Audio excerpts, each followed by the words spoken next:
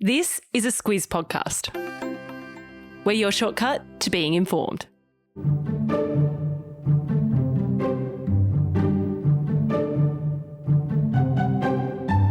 Ending Bashar al-Assad's rule in Syria was almost unthinkable just a couple of weeks ago, but rebel fighters have made a big push against the regime, taking Aleppo and now the capital of Damascus.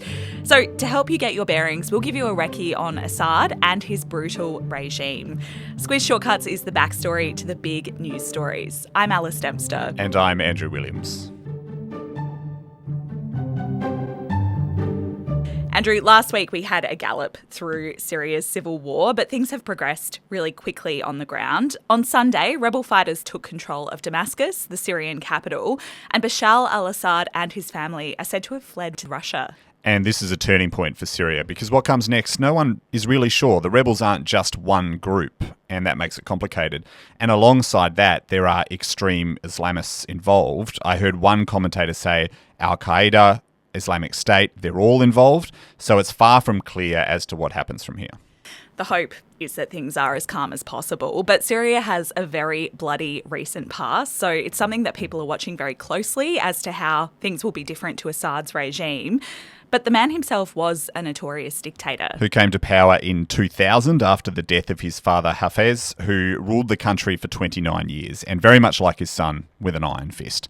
So the thing to clock here is there have been more than 50 years in total of Assad rule in Syria, and although Assad Jr. inherited a tightly controlled and repressive political structure in Syria, there were hopes that he could be different to his father, but those hopes were unfortunately short-lived. Yeah, there were hopes that he could be more open and less brutal. And let's focus on his background for a bit. He wasn't meant to be the one to take over the family business of running Syria. No, in 1994, after his elder brother Bashar al-Assad died in a car accident, because up until then, Bashar was pursuing a career as an ophthalmologist in the UK, but his brother's death saw him recalled to Syria as the new heir apparent. And then his father died in 2000, and the constitution of Syria had to be amended to lower the minimum age requirement for the presidency from 40 to 34, which was Bashar's age at the time. He was very young, so his youth and his experience as a doctor and a surgeon living in the UK raised those hopes that he would be different to his father, who tolerated famously no opposition, but it was not to be. Let's get into the details of his rule in Syria next. Bashar al-Assad will forever be remembered as the man who violently repressed peaceful protests against his regime in 2011, which led to a civil war. More than 500,000 people were killed and 6 million others became refugees. Yeah, he crushed the rebels at the time and his regime survived, but only with the help of Russia, Iran and the Lebanese-based terror group Hezbollah. Russia used its formidable air power, while Iran sent military advisors to Syria and Hezbollah deployed its well-trained fighters on the ground. Yeah, the experts say Russia's war against Ukraine and the fighting against Israel over the last year has distracted those powers, and that's why the rebels have been able to seize control of Syria at this particular moment. But as you say, Bashar was able to hold on to power for more than a decade under enormous pressure. And the way Assad responded to the threats against his regime, few governments worldwide have been as ruthless as he was. Over the years, the Assads did whatever it took, essentially, to retain power.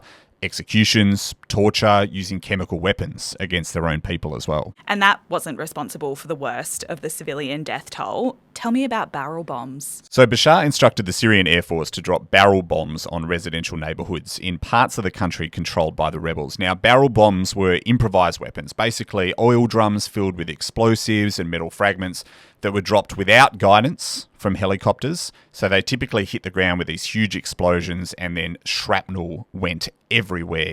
The damage was widespread. I read that they produced the most dreadful sounds of the Civil War, which was the swish, swish, swish of the barrels as they tumbled, with people below waiting horrible seconds to learn whether they would survive. Yeah, it's an awful thing to think about. Assad also imprisoned thousands upon thousands of people over the last 15 years. Some of the pictures we're likely to see in the coming days is those prisoners being released from the major prisons in Damascus, for example, and reunited with what family they have left. As for where Assad is, reports say he's now in Russia, where he and his family are said to have been granted asylum on humanitarian grounds. And that's our shortcut on Bashar al-Assad.